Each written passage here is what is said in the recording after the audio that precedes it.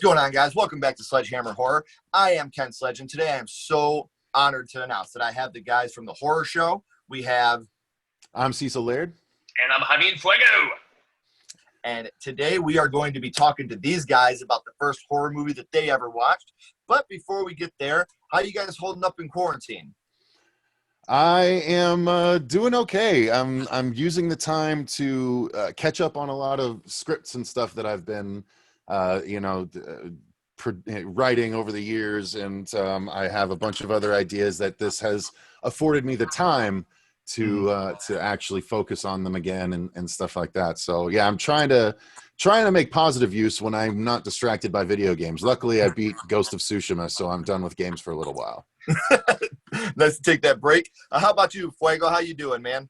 Well, I've been frustrated playing Cuphead, but aside from that, my band actually has been working on some stuff. We have a song called Another Nightmare's Here, which is for Cecil's upcoming Dylan's New Nightmare that we've been doing some work on. And we just recently shot a music video for a cover of Civil War by Guns N' Roses, which we feel in this year, not to get political or anything, I mean, just with social just unrest and things of that nature, people being cagey and crazy with regards to being cooped up in their homes and stuff like that. We thought that that was a good song to, just put our feet forward with. So yeah. Absolutely. Now, have you released that music video yet, or is it still in production? Or I am in the course of editing it right now, and we're doing a remix on the song for Cecil's film. And so yeah, lots of stuff going on, more so in the music realm for me, which is cool. So that's awesome. This is giving you time to do it. So the horror show, like I said, things are kind of crazy right now with quarantine, but can you give us any updates on anything you guys got coming up soon? I know you released, by the time this actually airs, it'll be about a week or two later, but today you guys released your Jaws 2 review, which was awesome. I loved it. If you guys haven't seen it, make sure you're checking out their channel. I got it down here in the description. What we got coming up on the horror show? We have lots of cool stuff, actually. We have, today Jaws 2 marked the beginning of essentially 2 weeks of shark movie reviews. We haven't done a Shark Week on the channel yet, so we're making up for it by doing 2 weeks of it. And then we going into this month, we're also going to be during mid-month, we're going to be covering all of the Howling movies with a tier list ranking at the end. And then speaking of tier list, Fuego, this very Saturday, well, by the time this airs, it will be available, but Fuego's final episode of his Stephen King novel tier list ranking, the 5th episode, will be available. So all in all, it's like, what was it, Fuego, over 2 hours worth of ranking? yeah, it was like 2 to 2.5 hours between all of the near 5 decades of work that the guy has done. It's exciting, man. I mean, the King coverage is my bread and butter. Obviously, every Saturday we do that on the channel, and we do a live book of the month, the first Saturday of each new month. And we've got 4 Past Midnight, which celebrates 30 years this year. And that's the next one that we're going to be rocking. So That's awesome, man. I love watching the videos. Like I said, guys, got the description down here. Check it out. If you don't know these guys, I don't know what you've been doing, man. You've been living under a rock. These guys are great. So like I said, thank you guys again so much for coming on. Now we're going to talk about your first horror movie. And let's go, Fuego. What was your first horror movie? First horror movie for me was actually, I'd seen in bits and chunks, if we're going to make the shark connotation, and that was Jaws. So I didn't see it in its full entirety, but the iconic scene of the child on the yellow raft getting chomped on, second kill of the film of the original 1974, 75? Cecil, 75. probably correct me. 75, yeah. I mean, I saw myself as that kid and the probability of being out in the water and getting eaten, and I'm still scared to this day. I had so many nightmares growing up of even being in my friend's pool, and if for whatever reason piranhas or some, just like fish that could chew on me ended up there.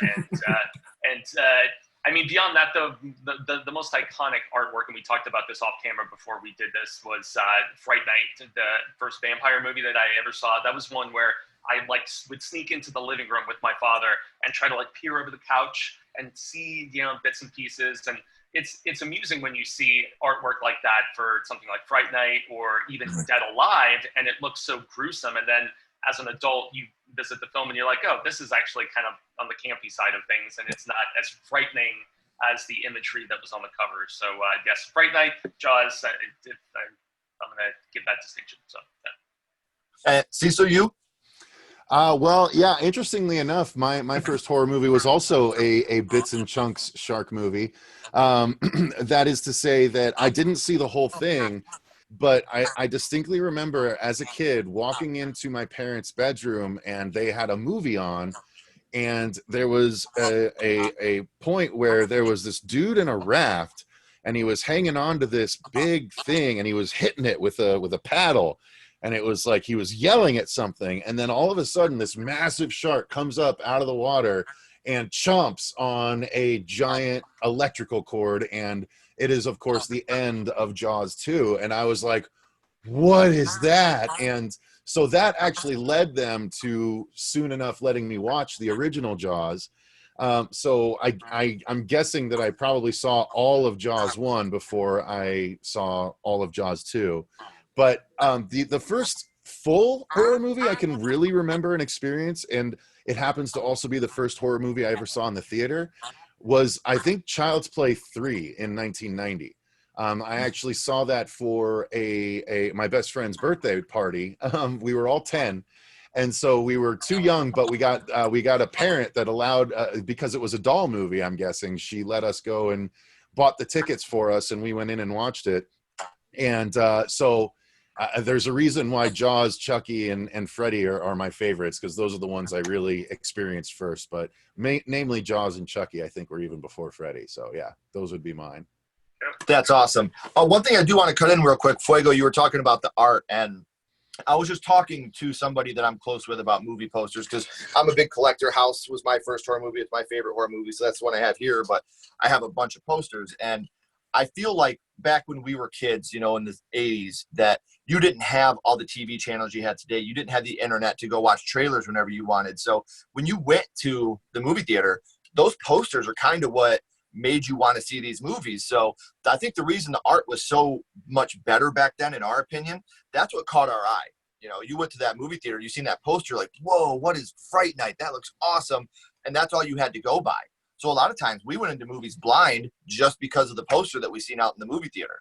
Totally. It's something Cecil and I have talked about, and the fact that you would go into the video store on the smaller scale and you're like, oh, I would pick something specifically because of how dope the artwork looked, even if the film wasn't as great as the cover. I mean, hell, man. I mean, it still really hooked you in the process. So. You know what's changed? The reason why it's not the same anymore is because now it's such a focus on the actors, because they have to pay money for actor. Horror wasn't really a place for name actors in the 80s, Sure. So now name actors are getting into horror movies, but they're also like, I want my big purty face up on that poster.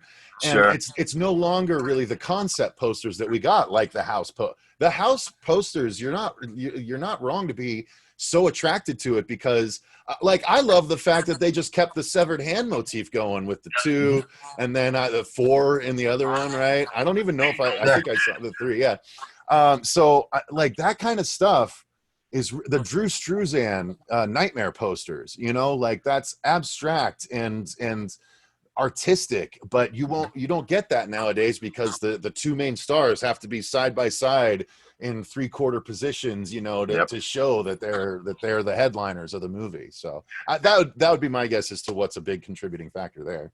Yeah. Stuff like 976 Evil. I mean, goodness, Night of the Demons. This is stuff that had artwork and just cover work where I was like, holy crap, that has to be a frightening film. And then you revisit them and they're a little campier and sillier, and that's fine. But Graveyard and that's Shift how I feel about great Fright Night. cover. Yeah, talk about Fright Night. Like when I was a kid, that scared the shit out of me. But you watch it now, and there are so many good one-liners in that movie that I grew up saying. And that's something we'll get to about Child's Play 3 as well, because people that have watched the channel know I'm a very, very big Child's Play fan. And actually, Child's Play 3 is my favorite of the franchise, which I get shit on for a lot. But you don't fuck with the Chuck, man. Presto, you're dead. That kind of stuff. I grew up saying this stuff. Chucky 3 really, really hit me as a kid. So I definitely am excited to get some of your questions on here. So let's start with that real quick. While we're talking about Child's Play 3, what is your, I don't want to say favorite kill, because that sounds really dark, but what kill stuck with you the most in Child's Play 3? I'm gonna throw you a curveball. I'm not gonna say, well, okay. I guess if I had to nail down one death, not necessarily a kill, but you could consider it a kill, Whitehurst. I thought Whitehurst jumping on the grenade always was affecting to me because I wasn't a big war movie person, a kid growing up. I had no, frame of reference for that. I hadn't watched my best friend was a big war movie person, but I was not. So that concept was fresh to me, and I was like, Jesus, what? Yeah. So I guess that death, but really the biggest thing that stuck out to me is the Chucky getting his face sliced off by the giant Grim Reaper. I mean, as a horror fan, as a Halloween fan, as a haunted house fan, as a Chucky fan, it just was so much right in one awesome moment. And I love that bit personally. And while you're talking about the Whitehurst scene, there's also that feeling of redemption. We don't see that as much as kids, but this guy that's picked on and bullied and literally jumps on the grenade to save the people around him. So that's the something people that were so shitty to him, no less. Yeah, these people that were so awful to him throughout the whole movie. So, Fuego, talking about Jaws, what scene do you think stuck with you the most while watching this movie, and why? I know that's hard to pick one scene in this movie, but which one do you think really, really encapsulated you, and why? So from Child's Play 3 or from the original Jaws? From Jaws. Jaws. I mean, it still has to go to the kid. But if I'm going to name a runner-up, it's definitely the girl getting killed at the very beginning.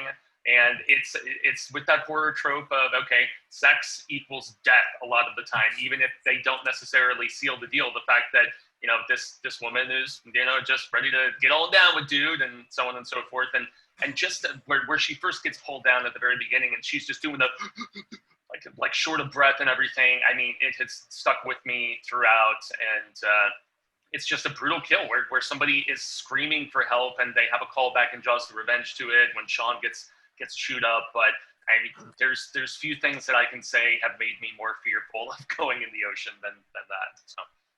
Oh, sure. And that's the other thing about the Jaws movies, I think, is it's not just the fact that the shark gets you, but the fact that sometimes you just drowned while you're getting attacked. Mm-hmm. So you're watching this movie, and we've all been in that spot where we've been underwater for too long. So you get that feeling while you're watching the movie. Mm-hmm. So, oh yeah, and I was a guy who did swim team, dive team, all that stuff growing up, and I'm actually thinking of Cecil and his affinity for Meg, and the fact that there is a character that swallows all that seawater, as opposed to experiencing the demise of being just eaten. They're just like, nope, I'm going to drown myself before. So yeah, in the book they didn't do this moment in the movie, but in the book, the giant shark is coming right at a guy, and he has the thought process, well, I could either be eaten or nope, he just inhales as much seawater as he can to drown himself before he gets eaten. That's one of those things where I've always thought the worst way to die would be the mafia style drowning, where they tie the cinder blocks to your feet and throw you in. But just imagine that with a shark coming right at you at the same time. yeah. So that's no-win situation for sure. Yeah, that's literally a no-win situation. Sleeping with the fishes, see? Yeah. Okay, so let's go back to Child's Play 3 here for a second. Now, again, this is going to be a hard one. Out of that movie, what scene do you think affected you the most? I know your favorite death, we kind of talked about the cutting off the face of Whitehurst, but what scene do you think stuck with you the most? Oh, man. The ones that I like the most, I would say, I love when, because this was so Chucky and Child's Play is almost the most. If one were to describe the Child's Play series to someone that had never seen it, you would think that this scene would be more represented amongst the rest, and that's when Chucky uses the other toys to mess with the executive at the beginning. Oh yeah. And so, I always really like that, and especially the fact that there's actually two other good guys, and it's a really great misdirect, right? You have the two Chucky dolls. Hi, I'm Chucky. Hi, I'm Chucky. Want to play? And then he stops one, and the other one stops two, and so you're like, oh shit, the other one's got to be Chucky. And then all of a sudden, Chucky is right behind him with a golf club. You know what I mean? Mm-hmm. So I really, really like that. But the other one that really stuck with me, probably even more so because of I didn't make what a cool scene that it really is the dump truck scene. When the general guy gets crushed in the trash compactor. That you was know, the bit like I was going to mention. Yeah. like Shredder, you know, from Teenage Mutant Ninja Turtles, except done right. So yeah, I like that a lot because that's really disturbing too. And one thing I like about Child's Play 3, and I know Chucky's always been kind of jokey and dark, but I think this one really is the epitome of the Chucky one-liners, but he's still scary enough to where, like you said, crushing a guy in a trash compactor, switching out the bullets and the guns, slitting the guy that does the hair's throat. I mean, there's a lot. Hell yeah. Yeah, there's a lot of really, really dark moments in this movie, and there's still a lot of laughter to it. Like, again, when as a kid, all the threes, I think, were it for me. I love Friday the 13th 3D. I know a lot of people aren't big fans of it, but Nightmare on Elm Street 3, when I was a kid, I've talked about this on the channel. Everybody that's seen this before, I'm sorry, but when I was a kid and I'd play video games, I'd get to like an end boss, I'd be like, welcome to prime time, bitch. Like that, or don't fuck with the Chuck. Like those were always my lines. Mm-hmm. So I definitely understand the affinity for these movies, man. And it's a whole lot of fun. Mm-hmm. I'm going to pitch you two against each other here, though. Oh, boy. Jaws, Child's Play 3. Which one are you choosing to watch? You got to eliminate one, keep the other one. Which one you doing? I mean, I as much as I love both, I would never be able to not watch Jaws again. So I have to keep Jaws. Yeah, I would have to keep Jaws too. And if we're going to talk about a favorite scene in Jaws, I actually love that discussion about the USS Indianapolis. And as far as not even being a scene where a shark is involved, just the discussion of the horror of that situation is so chilling. And I mean, props to performance. And I mean, Spielberg just being very just tact and just simple with letting a great actor just discuss an absolutely horrifying situation. Another fantastic. Jaws is my choice. That's another fantastic moment of the score as well. True. Yeah. See, and one thing I really like about Jaws that I think is underrated and doesn't get talked about a lot, they had a lot of problems with Bruce, the shark. So you don't see a lot of the mechanical shark. And thank God there wasn't the CGI around back then that there is today. So I think that really enhances the anxiety and the fear of the movie, not seeing the shark the whole time. Mm-hmm. So that's one of those like happy accidents, that we didn't get a lot of the shark, in my opinion. I like that. Mm-hmm. Yeah, no, it definitely was. Yeah, it benefited the production, not only because it made you uneasy, but also because the moments you did get the shark, especially the very first time, you actually see the shark when it's gliding underwater to get the dude that's trying to get the kids out of the bay. That to me is one of the most horrifying moments in the entire movie, just because it's literally the perfect example of great white sharks, which are just silent death. You never see it coming, and all of a sudden you're done. And that image, the fact that you can see so much of the shark, but it's still under the water, like that haunted me for a while. Mm-hmm. Amen. Now, here's a question for both of you again. Obviously, we grew up at a time where practical effects was it. Do you prefer practical effects or CGI in films today? If I go, you go first? Yeah, I can go first. At this point, I prefer a mix of the both. I think you have like a nice established practical, sort of design, and then you can augment just the slightest degree with CGI, which is becoming more prevalent in the late 80s, early 90s and stuff like that.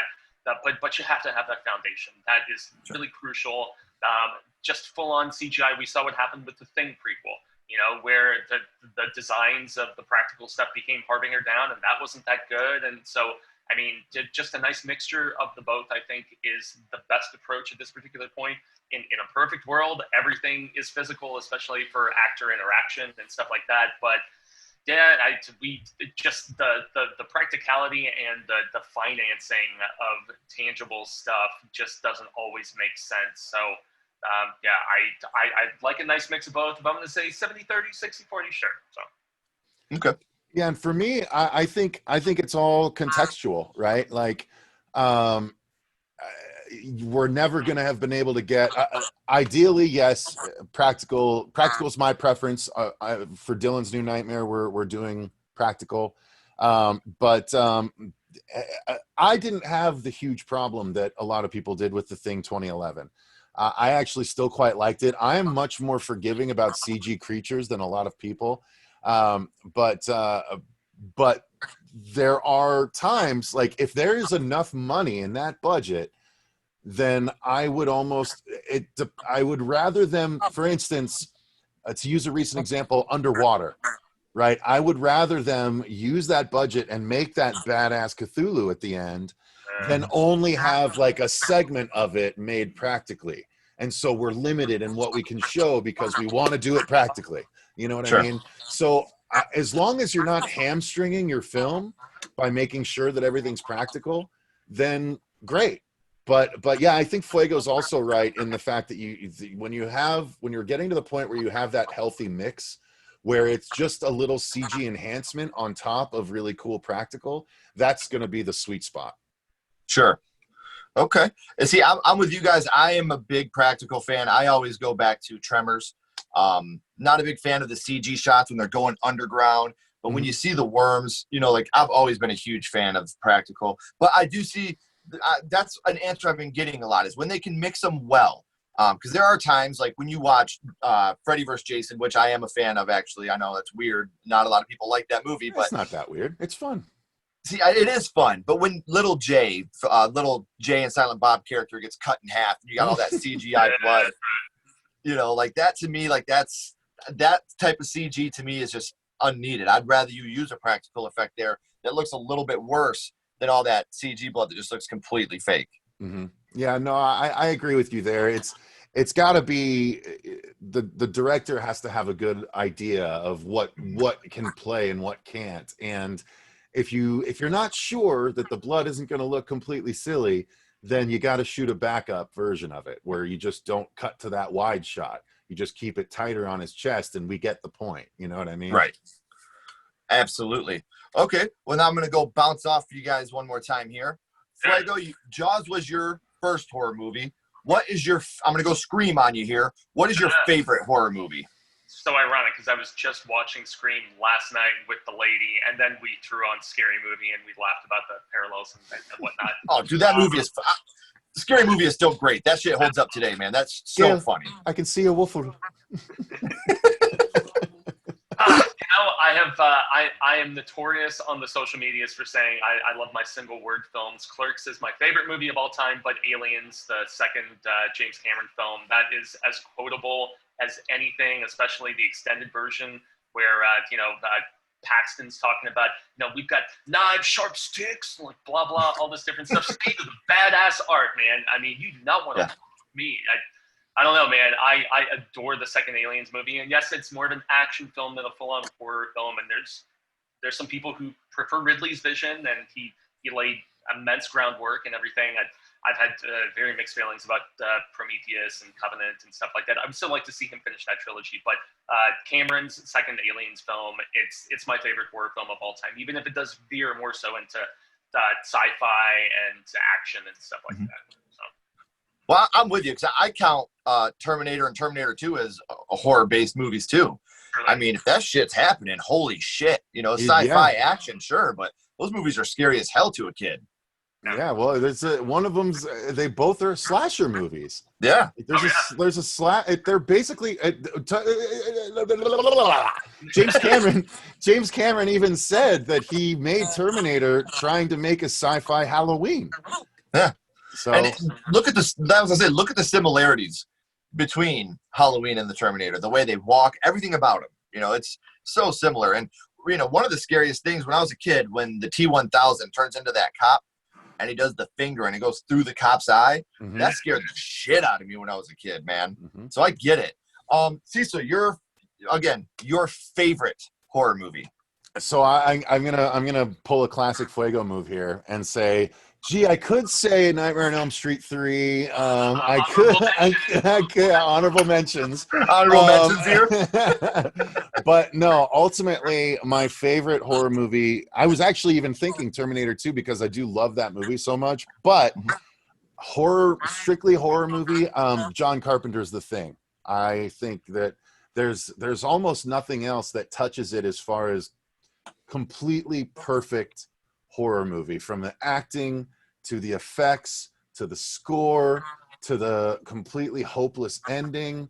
Like it just rings on almost every possible bell that you hope for as a horror movie fan, and it's still, a lot of people would still say it has yet to be surpassed in the effects department, except for the claymation bit at the end. Right. Yeah. Well, see, I just did a ranking of my top 10 favorite remakes, and the 1982 Thing was number 3 on that list. I mean, oh, well, okay. There's always, the top 3 are always The Thing, The Fly, and The Blob. Dude, I love Blob. But The Thing is the best of all those. So sorry. Oh. See, I did mine more modern. I threw The Thing on there because I adore that movie. But man, you might hate me for this, but number 2 was Child's Play.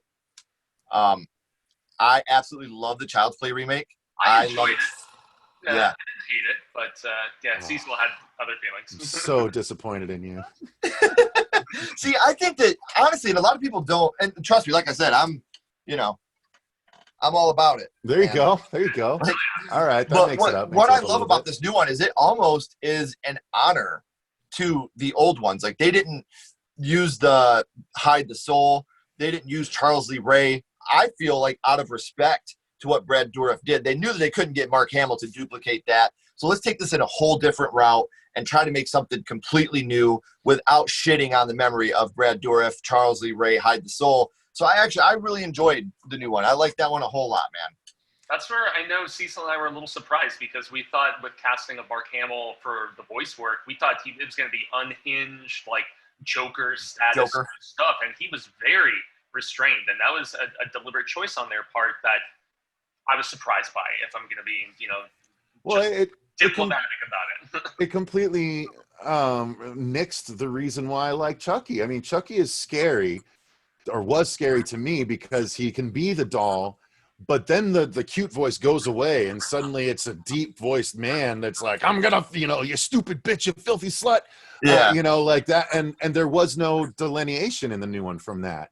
And then add the fact that Chucky himself looked just ridiculous with his they literally made him what Jim Carrey was called in his early career, rubber face, like, because he just made stupid, ridiculous faces. And they even have a whole scene devoted to the fact that he can't look scary. Andy's saying, no, look scary. And he's like, and it's like, no, you're telling the audience that this guy isn't scary right here with this entire scene.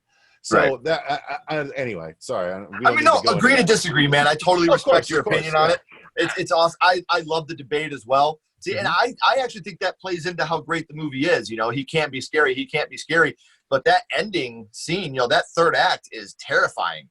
Like when they're in there with the drones, and I would have loved a Buddy Bear movie, to be honest with you. I thought that was a pretty cool idea too. Yeah, so a little offshoot would have been cool. The drone stuff that gets me in horror movies. There's an entire horror movie called The Drone, and there's other movies where drones have killed people, and it's like those kills are always like the drone is coming at them, and they're like, ah! And it's like, dude, duck.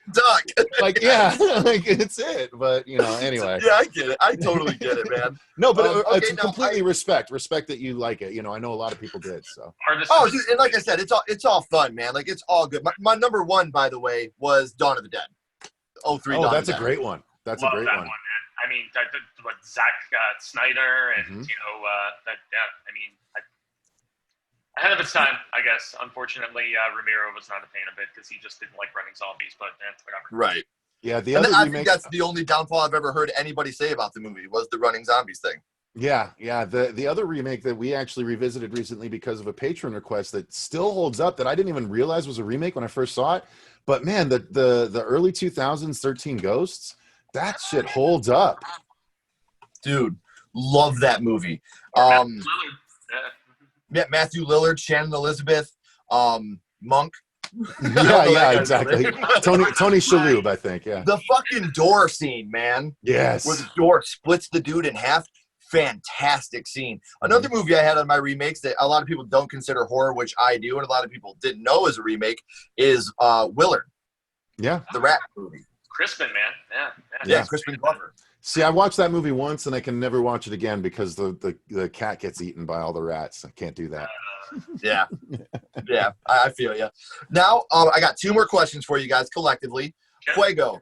Yes. We're talking about your first movie was Jaws. Let's visit the whole series. I know this might be a silly question we all know the answer to. Which Jaws in the franchise is your favorite one?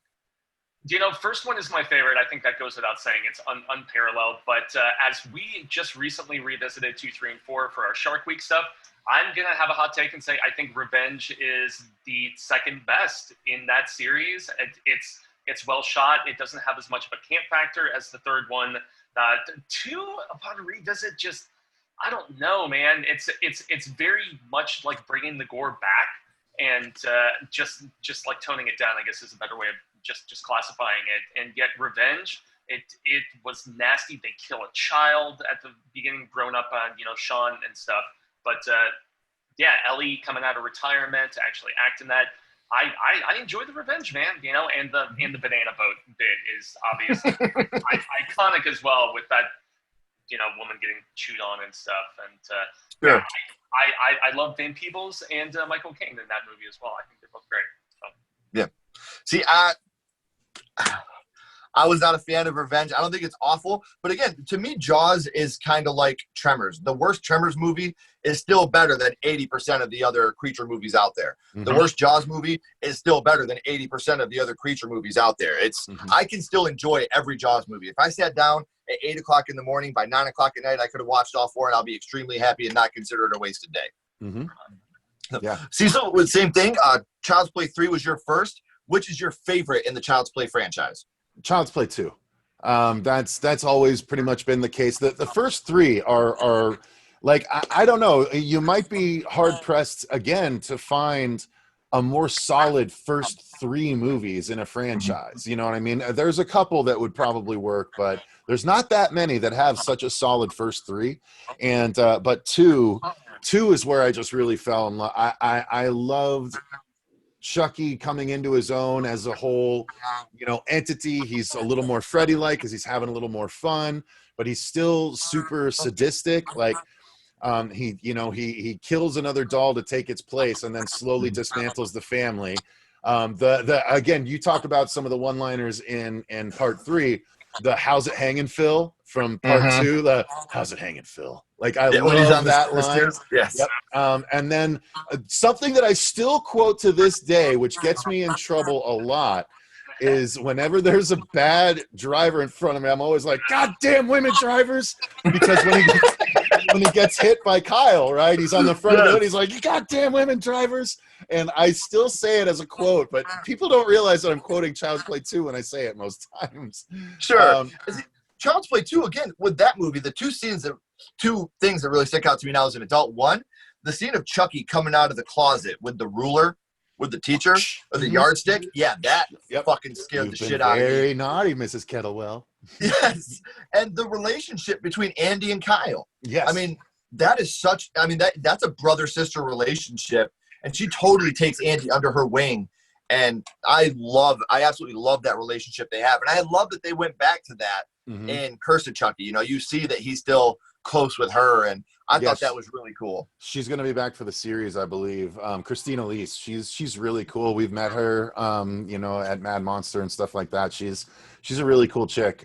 She actually has a vegan cooking show on YouTube. So, that's awesome. But the other big part that I absolutely loved about that is because, again, Child's Play 2, Fuego and I realized when we were doing some reviews recently that there's a number of horror movies where there's an argument to be made which is the best, the first or the second. But the second always, it does the thing that Randy talks about in Scream 2. It ups the ante. It makes it bigger. So you got Alien and Aliens. You got Terminator and Terminator 2. You got Child's Play and Child's Play 2 because you got the factory scene at the end.